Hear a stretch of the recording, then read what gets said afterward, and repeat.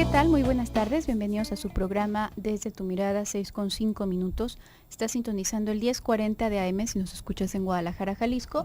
También puedes escucharnos a través del 95.1 de FM en Austin, Texas, o bien a través de la cadena Cable y Radio Network también, desde cualquier parte del mundo, en la página www.radiomujer.com.mx. Nuestras vías de comunicación, los teléfonos para Guadalajara, 31 22 11 90, 36 47 18 83, y la línea nacional sin costo, este es el de Austin, Texas. La línea nacional sin costo es el 01800 727 5420. Para ti que nos escuchas en Austin, Texas, tenemos una línea directa que es el 512 215 4909, y para quienes nos escuchan a través de su ordenador, se pueden comunicar ya sea a través del chat o a través del Twitter, @desde tu mirada.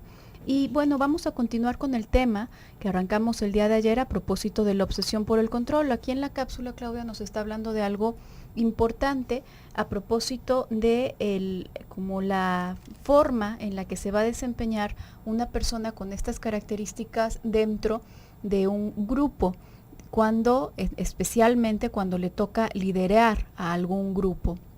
Habrá personalidades de este tipo que se queden más como en el silencio, y no obstante, usualmente llegan a tener este tipo de pensamientos donde son ellos quienes conocen la manera correcta de hacer las cosas y todos los demás están equivocados, por prescindir de sus formas o de sus sugerencias o como del orden que ellos están previendo para hacer un trabajo, para hacer absolutamente cualquier cosa. No obstante, en otras ocasiones verdaderamente les toca liderar, y ahí de pronto se deja ver como este aspecto tiránico, más aún en tanto más cercanas sean las personas a las que va a manejar.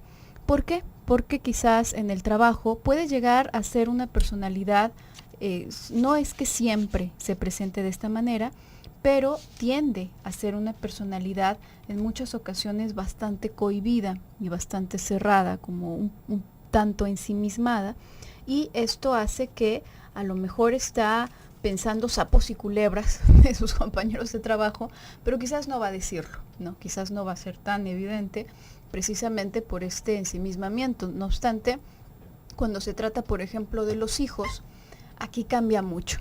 Cuando un padre o una madre tienen esta característica bastante desarrollada, tienen este tipo de personalidad muy, muy estructurado, entonces nos vamos a encontrar con esta tiranía que te decíamos el día de ayer. El aspecto tiránico de la conciencia moral de estas personas es en su mayor medida puesto hacia sí mismos, hacia la autocrítica que se hacen, hacia el juicio, hacia lo escrupuloso que se obligan a hacer cada una de las cosas en su vida.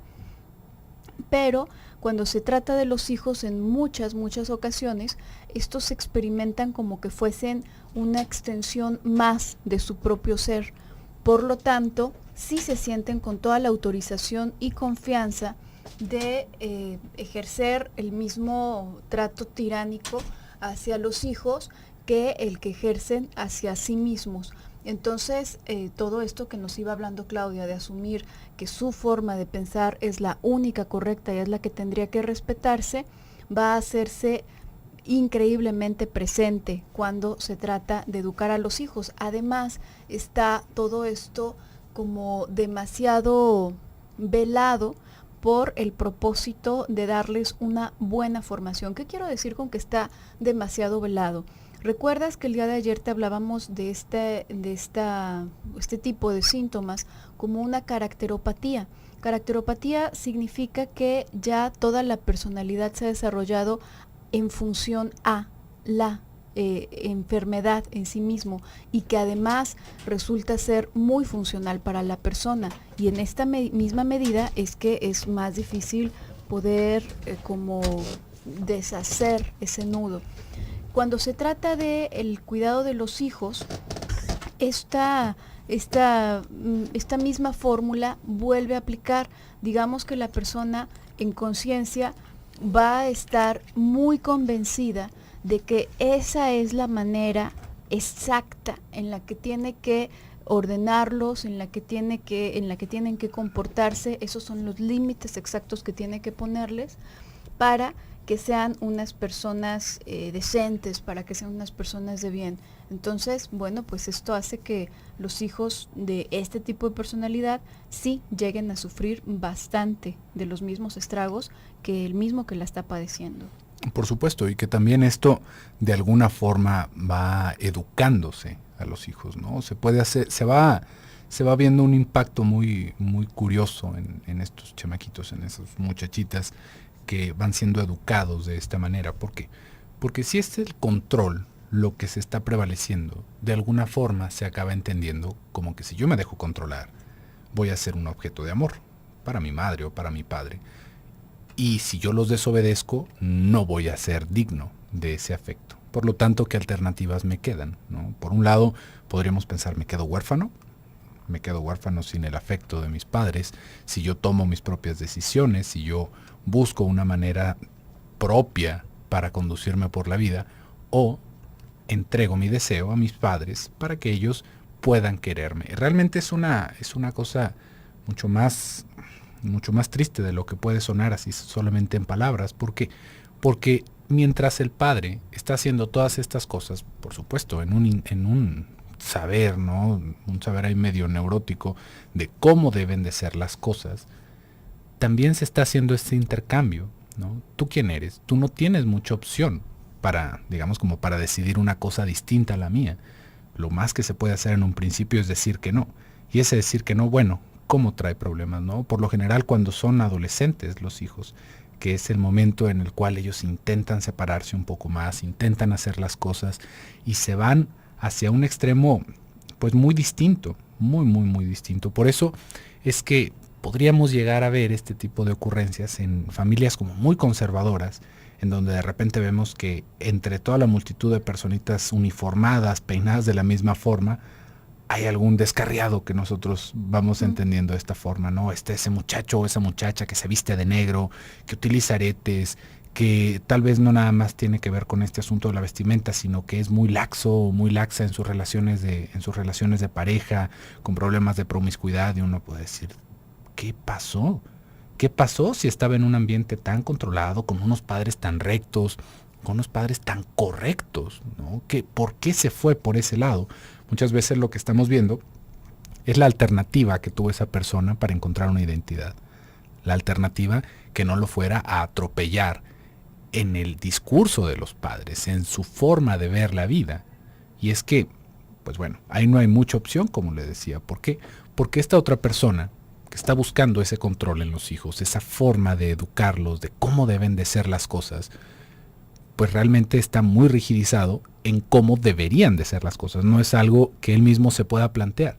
Y de esta forma no es que se esté haciendo solamente como por desgraciarle la vida a los demás, por hacer inútiles en su casa, sino que se está haciendo de alguna manera pues por el cariño que se les tiene, por el miedo a perderlos también, por esta incapacidad de irlos a soltar, a que ellos hagan sus errores. Porque bueno, pero si yo ya sé cómo se tiene que hacer, yo mejor te digo cómo son las cosas. Y eso por un lado, como una de las alternativas. Por otro lado, vamos a ver que hay personas que se adecúan demasiado a esto, ¿no? Que se van otra vez como haciendo al carácter. Todos nos hacemos al carácter de nuestros padres de una o de otra forma, pero ahí vamos a ver cómo pueden llegar a salir como clonecitos de los padres, ¿no? Así como lo dice mi padre, así es como tiene que ser. No hay mucho más que pensarle, ¿no? Así tiene que ser. Y personas que nosotros podríamos pensar muy exitosas, también muy correctas, con muy buenos modales, pero que es un eco del deseo y de la forma de ser de los padres, ¿no? Que nosotros decimos, mira, es que qué ordenado, todos los días va a trabajar a la misma hora y tiene sus ahorros. Pues sí, pero en un movimiento de repetición. Entonces no hay que quedarnos solamente con las apariencias, hay que pensar un poquito más a fondo qué es lo que está sucediendo. Vamos a ir a un pequeño bloque comercial, en un momentito regresamos.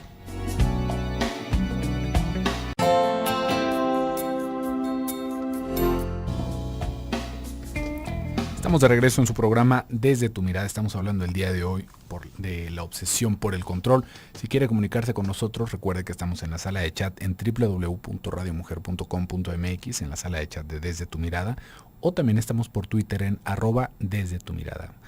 Y antes del bloque comercial, estaba platicando un poquito de repente cómo podemos ver como clones de los padres y nosotros quedarnos con esta sensación de que todo está bien. Realmente, si nos ponemos a ver a profundidad todo lo que sucede en nuestro psiquismo, hay un montón de cosas que a nosotros nos pueden dejar como con una sensación de que todo va muy bien, o una sensación también de que todo está muy mal, y resulta ser todo lo contrario.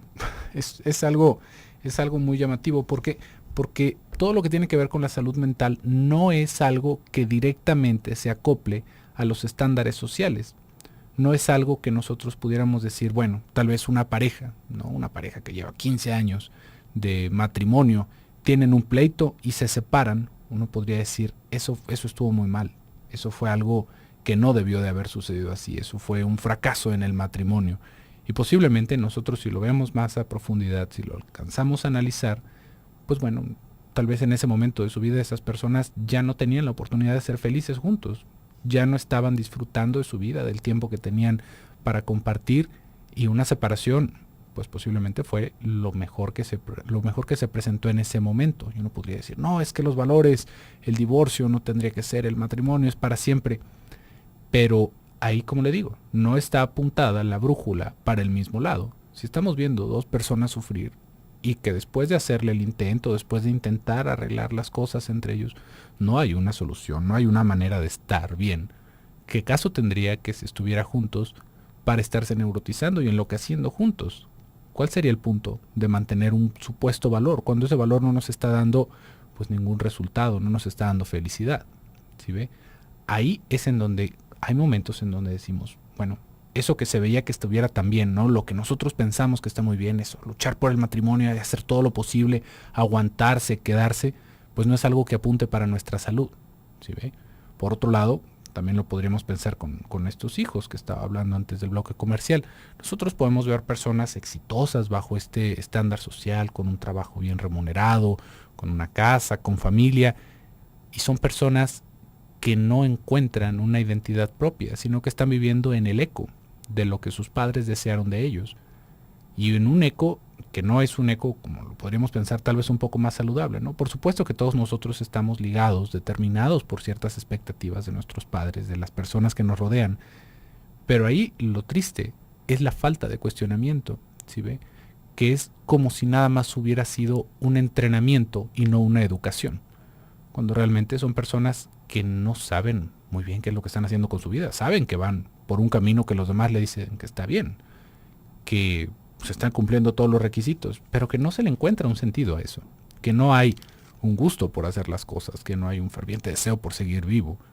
Ahí entonces es en donde podríamos pensar que eso no está apuntando hacia la salud de esa persona ni hacia su felicidad, y de las personas que lo rodean tampoco, porque ¿qué tipo de personas puede educar a alguien así? ¿No? ¿Qué tipo de personas, qué tipo de ejemplo se va a transmitir? Se va a hacer, pues, podríamos pensar, algo muy similar. Y nosotros estamos viendo que está muy bien, por un lado, ¿no? Mira, tiene carros nuevos, tiene unas casas, tiene todo, pero es una persona que no se siente satisfecha con su vida. Entonces, ¿cuál sería el punto? ¿Cuál sería el sentido de que así fuera? Y esto es algo que nos va a reflejar mucho con esta obsesión por el control que estamos hablando ahorita. De repente nosotros podemos pensar que las cosas mientras las controlamos están bien, y ahí es en donde nos estamos gastando nuestros esfuerzos, porque todo se mantenga en el justo orden en el que yo quiero que esté, que las personas de las que me rodeo sean personas que solamente correspondan con mis ideas, que mis hijos sean de tal o de cual manera que yo creo correcta, que mi pareja sea una persona que llene mis expectativas, y que si no llena mis expectativas voy a tener ahí toda la vida para estarme quejando de él o de ella, pero que eso es lo que yo puedo controlar, eso es lo que yo puedo tener, y que así va a estar bien. Pero, una vez más, hay que entender cuál es nuestra necesidad de mantener ese control. Podríamos pensar que todos tenemos una cierta necesidad de controlar nuestro entorno, de entenderlo. Esto es algo básico, ¿no? Si nosotros no pudiéramos controlar el fuego, por ejemplo, imagínese el vericuete que sería meterse a bañar o cocinar o hacer cualquier otra cosa, ¿no? Si nosotros no tuviéramos control sobre las cosas que están a nuestro alrededor, la vida sería un caos. Pero ahí, este tipo de control, en donde ya se vuelve una obsesión, no es este control práctico, sino que es un control que hay que entender que se está reflejando de nuestras propias ansiedades, de la sensación de una impotencia total dentro de mis acciones, dentro de mi vida, de lo que me pasa, y por lo tanto, se intenta establecer este control desde fuera, se intenta acomodar todo por fuera, en mis zapatos, en mi ropa, en mi limpieza, para sentir algo de estabilidad. Pero esa estabilidad nos sale costando muy muy cara. Y no quiere decir que ahí la cosa sería darle la vuelta al barco y ahora empezar a hacer las cosas diferente inmediatamente, sino poder entender qué es lo que nos está construyendo en esa ansiedad principalmente. Sí, que además no se puede, ¿no? Es decir, bueno, simplemente voy a perder la cabeza y voy a hacer cosas así alocadas, pues no, realmente el cambio no va de afuera hacia adentro. Y esta como estructura tan rígida, digamos que está, bueno, pues evidentemente caracterizada por una falta de flexibilidad. Puede ser poco flexible o absolutamente nada flexible la persona. Y pensando en esto que tú hablas acerca de el conocer el medio ambiente y tener como un cierto control moderado, nosotros lo que necesitamos para mantenernos sanos mentalmente, para no perder la cordura o perder la noción de la realidad, es cierta constancia. Eso es cierto, porque la constancia nos aporta determinadas como certezas básicas, muy básicas, que esas sí son necesarias para que no nos volvamos locos y para que podamos pues al menos confiar en que las 6 de la tarde son las 6 de la tarde, ¿no? Y que no cada persona como el sombrerero loco, bueno, pues va a tener su propia perspectiva y va a tener su propia hora y va a tener su propio todo, porque ahí pues estaríamos totalmente perdidos en el mundo, ¿no? Lo que necesitamos es una cierta cantidad de constancia y eso por supuesto nos aporta un determinado nivel de estabilidad para justamente que de ahí tengamos la oportunidad de despegar y tengamos la oportunidad de pues movernos hacia distintas partes, ¿no? No de quedarnos inflexibles en el mismo lugar. Lo que ocurre en este tipo de patologías es que la persona, sin darse cuenta, no es que lo haga intencionalmente o conscientemente, pero lo que intenta es reasegurarse tremendamente a la estabilidad que puede encontrar y para hacerlo se vuelve totalmente inflexible. Desde cosas que se pueden ver desde fuera como su rutina, como a veces hasta su forma de vestir, muchas cosas, como, y lo más importante, internamente se vive así, de esa forma como inflexible, de esa forma que no le permite pensar distinto. A veces, si algún pensamiento distinto le atraviesa por la cabeza, bueno, ni posibilidad de expresarlo, ni posibilidad de llevar a cabo determinado deseo, algo que se le ocurra que le pueda parecer disparatado, porque está tratando de aferrarse con las 20 uñas a la estabilidad que tiene, está tratando de hacer y logra tener una vida bastante monótona, bastante, digamos que ahí ya pasa no es una vida equilibrada, más bien lo que nosotros necesitamos es equilibrio entre la posibilidad de movimiento y también la cierta estabilidad.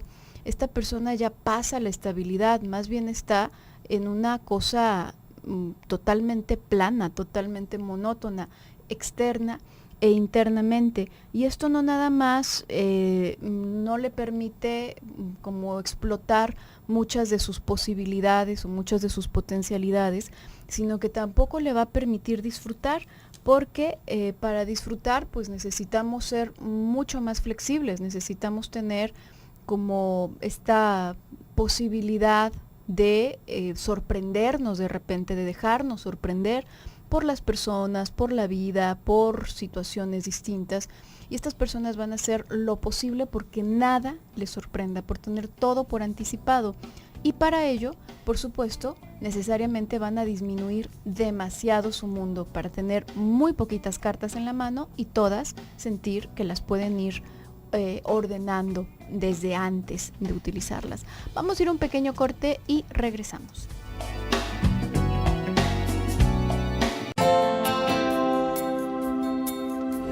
De regreso en su programa Desde tu mirada. Estamos hablando el día de hoy sobre la obsesión por el control. Hemos estado hablando un poquito sobre las relaciones familiares que pueden llevar estas personas. Y cómo esto es un padecimiento, pues bueno, realmente bastante complejo y que nos puede hacer la vida muy miserable si la dejamos avanzar. Por algo que tú también estabas mencionando antes del corte, Gaby, cómo se va haciendo un mundo pequeñito, se va disminuyendo todo lo que tenemos alrededor. ¿Cómo es que se va disminuyendo esto? Pues bueno, por un lado se van disminuyendo las relaciones que tenemos con las personas, porque algo sucede que, digamos, de una manera natural, mientras más vamos avanzando en la vida, nos va siendo un poco más complicado establecer nuevas relaciones. ¿Por qué? Pues porque nos vamos metiendo en lugares distintos. Cuando estábamos en la escuela, en la universidad, pues bueno, teníamos un repertorio de personas a nuestro alrededor para entablar conversaciones, para comenzar nuevas relaciones.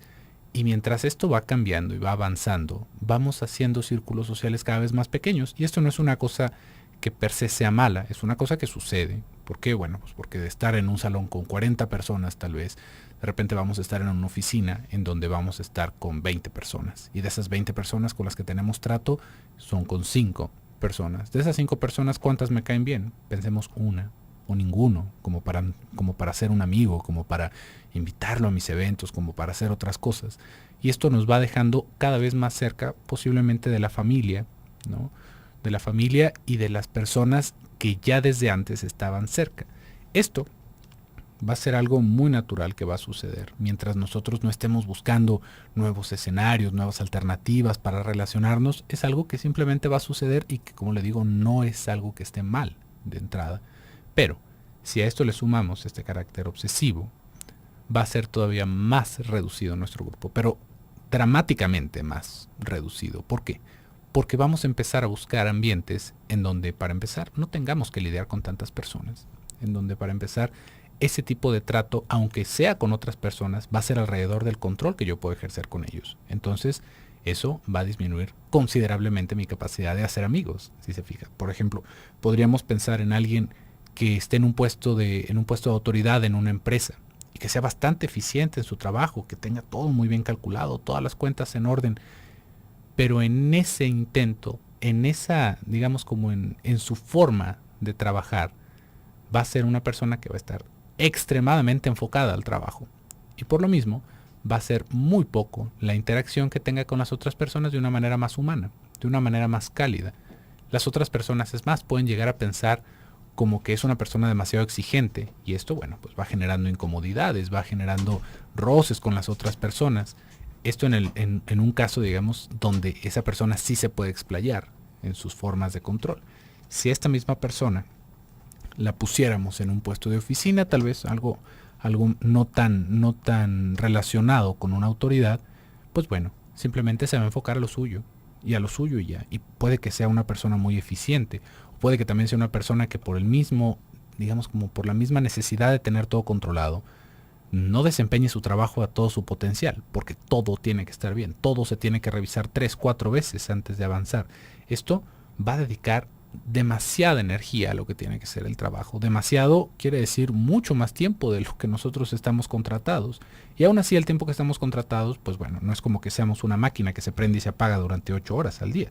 Nosotros estamos en la oficina, platicamos con alguien, nos tomamos un café, nos relajamos un poco, porque bueno, no es un tiempo constante de trabajo, como si estuviéramos en una ensambladora de automóviles en donde entra uno, sale otro, entra uno, sale otro.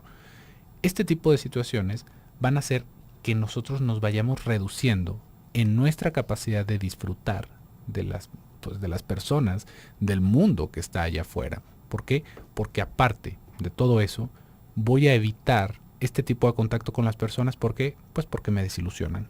Porque nunca me dan el 100% así como yo lo doy.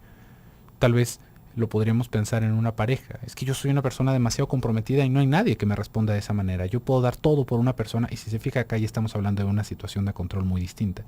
Yo doy todo para que las relaciones se den y ellos no me responden. Siempre me desilusiona la gente, siempre me acaban dejando a un lado, no me están respondiendo como yo quiero. Entonces, ¿saben qué? Mejor yo solo. Mejor no me meto en esos vericuetos. Yo soy muy, muy feliz yo solo, con lo que yo puedo hacer sin necesidad de estarme peleando con nadie. Este tipo de razonamiento nos va encerrando en nuestro mundo, y en un mundo en el que estamos nosotros bajo la fantasía de que todo está bien.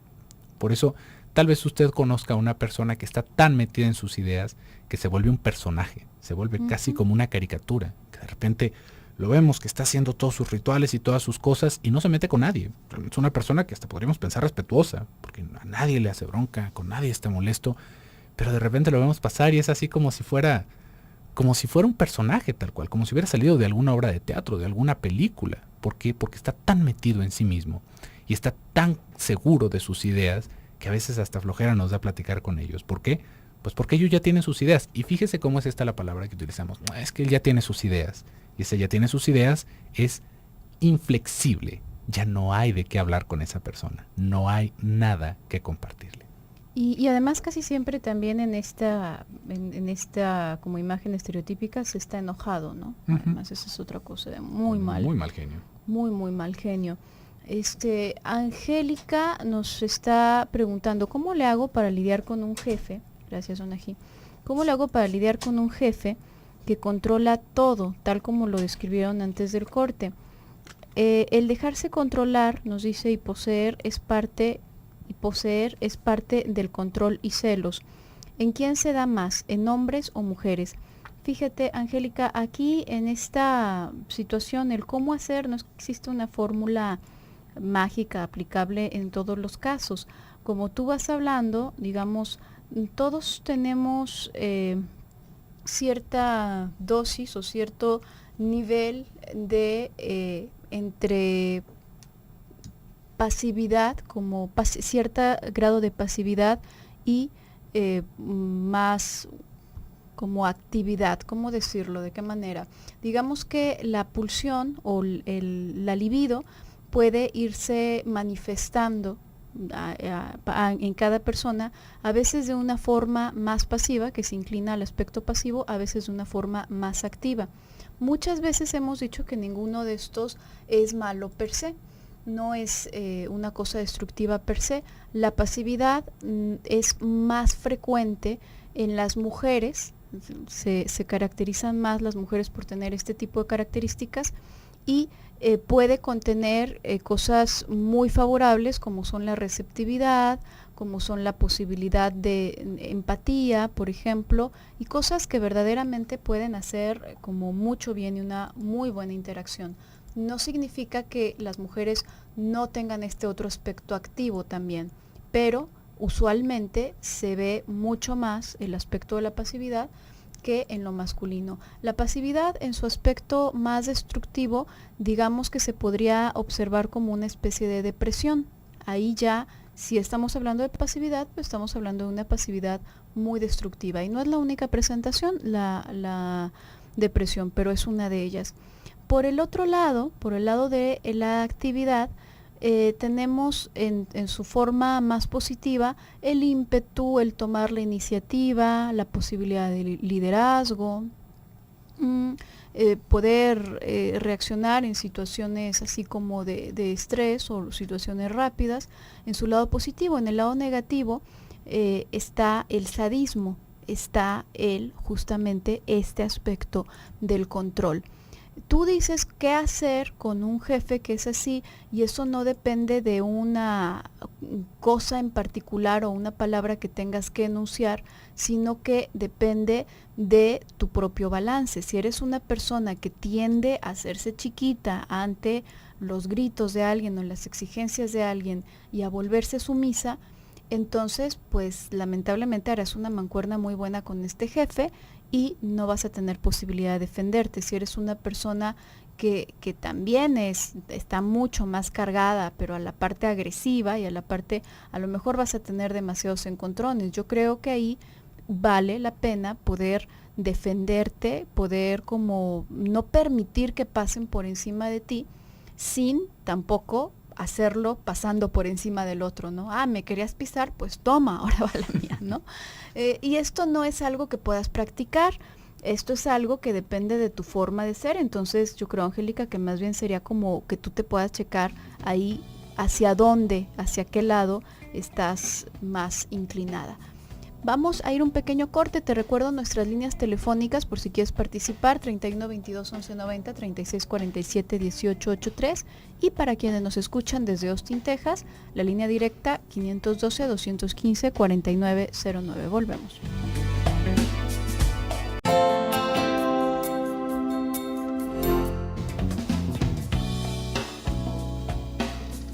Estamos de regreso en su programa Desde tu Mirada y ya estamos en el último bloque del programa del día de hoy.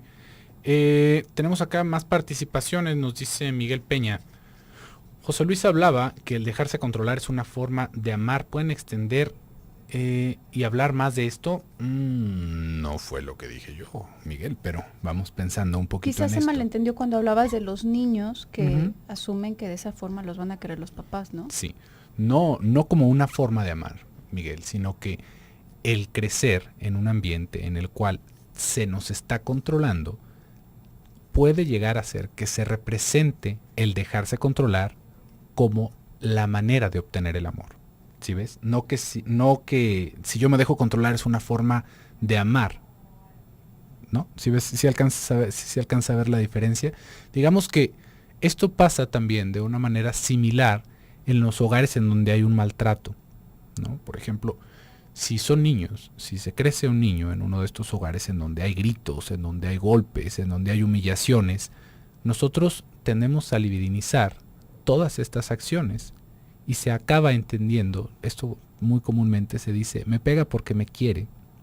¿No le parece una cosa como absurda, no? ¿Por qué te va a pegar si te quiere? ¿Por qué piensas que si te pega te quiere? Pues por esto mismo, porque se está haciendo ese vínculo alrededor del maltrato y la atención que me están prestando. Esto también lo podemos ver en los pequeñitos, de repente que hacen algo y les damos una nalgada y nos damos cuenta de que de repente nos están cucando para que los golpeemos. Y ahí es en donde decimos, a ver, ¿qué está pasando? Parece como que le gusta que le pegue.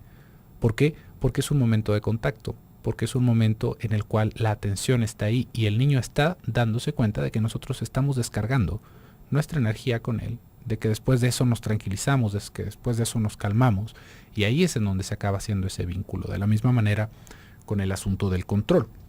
Si nosotros crecemos en un ambiente en donde me dicen, qué bonito niño tan obediente que eres, adivine cómo vamos a ser más bonitos, pues siendo más obedientes. Ay, cómo te quiero, eres un niño tan lindo, y soy lindo porque soy obediente, por lo tanto, para que me quieran, tengo que obedecer. Ahí es en donde se hacen este tipo de ligazones, Miguel. No es que sea una forma de amar, sino que es algo que se tuerce en su intención. ¿Sí me explico? Realmente tendríamos que entender que el afecto siempre va a tener como esta carga narcisista, ¿no? ¿Yo por qué te quiero? Pues te quiero porque tú me quieres. Te quiero porque tú eres ciertas cosas que yo quiero. Y eso, bueno, pues esperemos que se pegue con lo que la otra persona es. Pero yo estoy buscando eso en las otras personas. Sin embargo, cuando nosotros vamos creciendo y aún dentro de las relaciones de pareja, el solamente querer este tipo de partes de la otra persona es solamente querer nuestro reflejo. Parte de lo que deberíamos de querer y deberíamos de aprender a amar es la diferencia con esa otra persona. Que tal vez haya cosas que no me gusten, que tal vez haya cosas que no me sean tan atractivas, pero que esa persona que yo quiero es todo eso. ¿Sí ven? Y por el lado de los niños, algo que deberíamos de querer es su espontaneidad, su capacidad de crear, su capacidad de generarse como personas nuevas, no una réplica mía. Y esto es una cosa bastante complicada, porque esto no solamente pasa con las personas que tienen una obsesión por el control. Esto es algo que de una o de otra manera todos vamos actuando dentro de casa, ¿no? Mira nada más lo que le compré a nuestro hijo. ¿Qué le compraste? Una playerita de mi equipo. ¿Qué se me está dando a entender a mí como niño cuando me llegan con esos regalos? ¿Qué quieres tú de mí para que yo te pueda querer? ¿Sí ves? Ahí es algo que de repente nos vamos dando cuenta. ¿Por qué toda esta familia le va a las Chivas? ¿Por qué toda esta familia le va al Celaya? ¿Por qué le va al América? Pues porque se ha transformado en una parte de la identidad del grupo y de un grupo del que nosotros queremos tomar parte. Y entonces ahí es en donde se hace este vínculo. Y esto, como te digo, va a pasar en todos lados realmente. ¿Por qué? Porque estamos buscando esa afinidad. Y con los niños no nada más es como con las personas que conocemos fuera, sino que a los niños los podemos educar para que les gusten ciertas cosas, para que me traigan cosas, para que me demuestren cosas que yo estoy esperando, porque el niño está preguntándose. Esa es una de las primeras preguntas que se van a hacer los niños hacia el exterior. ¿Qué quiere esa persona de mí? ¿Qué es lo que está esperando de mí? Por eso es que vemos a los muchachitos haciendo sus gracias, ¿no? A ver, ven, báilanos. Y ahí vemos al mocoso bailando como si fuera un muñeco y todos riéndose y aplaudiendo. Ese niño lo está entendiendo como un afecto y nosotros lo estamos dando como un afecto. Estamos dándole esa sonrisa gracias a que él nos está dando esa gracia. Ahí es en donde se hace ese vínculo. La diferencia con el asunto del control, que podríamos ver de esto, que pues es una situación muy natural, es que en el control no hay alternativa. En el control tú tienes que ser como yo quiero. Y si no eres así, no te quiero. No está esta oportunidad, bueno, pues le gustan esas cosas, ¿no? No le fue a las Chivas. Pero bueno, nos juntamos a ver el fútbol y estamos juntos y nos divertimos y de repente lo llevo yo a que haga sus actividades.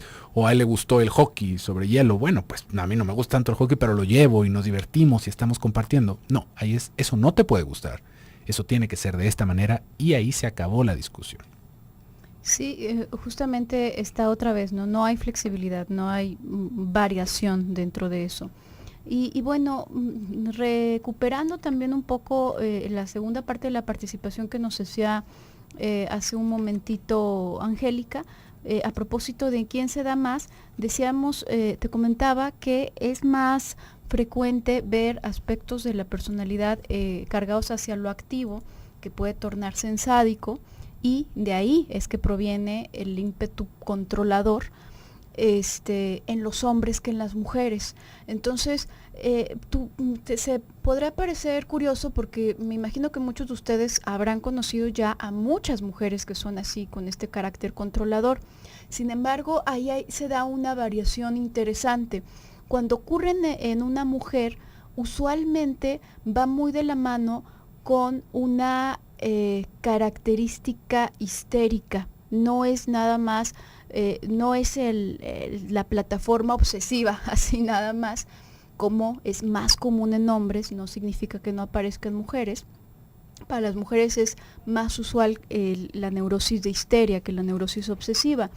Y en la mujer, este tipo de control y este tipo de formación en donde asume tener toda la verdad y toda la razón acerca de todo, va muy de la mano con un aspecto sumamente histriónico, que usualmente la histeria es la base de la personalidad y tiene características obsesivas. No es que sea una estructura obsesiva al contrario, ¿no? Con características histéricas, sino que normalmente ahí la base fundante es la histeria.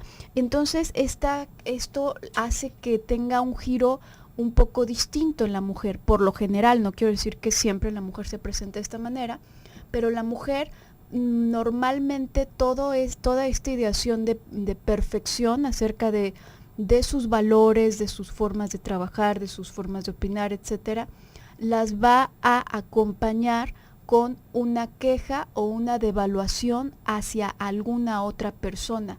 No va a estar como, por ejemplo, es más usual que esta persona sí busque la unión con alguien o la cercanía con alguien, aunque también puede ser bastante introvertida, al menos para estar dejando en claro cómo esa persona la está frustrando, como un marido, por ejemplo, como una amiga muy cercana, por ejemplo, puede ser incluso un hijo, porque ahí está como también una necesidad fundamental de tener la queja, esta sensación de desilusión constante sobre alguien o algo, que puede ser el trabajo, que puede ser el hijo, el marido, lo que sea. Pero se da esta configuración mucho más frecuentemente en la mujer. En el hombre también llega a suceder, y bueno, me pareció interesante por la pregunta que haces. Puede ocurrir en ambos casos, sin embargo tiene tintes distintos, tiene manifestaciones distintas, y ahí lo que está en juego es esta parte sádica. Lo que está saliendo a flote es la agresividad, pero una agresividad que no va apuntando hacia algo constructivo, como podría ser el tener iniciativa, el tener valor, el tener coraje. No, es una agresividad que va más hacia el sadismo, hacia un sadismo sin mucho sentido, que así como se pone sobre uno mismo para hacer una autocrítica demasiado estricta, así también se puede poner sobre los otros y, bueno, pues en el caso de la mujer, usualmente la crítica sobre los otros tiene toda esta característica de desilusión, ¿no? Vamos a hablar mucho más acerca de esto el día de mañana, no dejes de sintonizarnos. Yo me despido por el día de hoy, soy Gabriela Maldonado. Yo soy José Luis Amarripa, que tengan muy bonita tarde y nos escuchamos el día de mañana. Hasta entonces.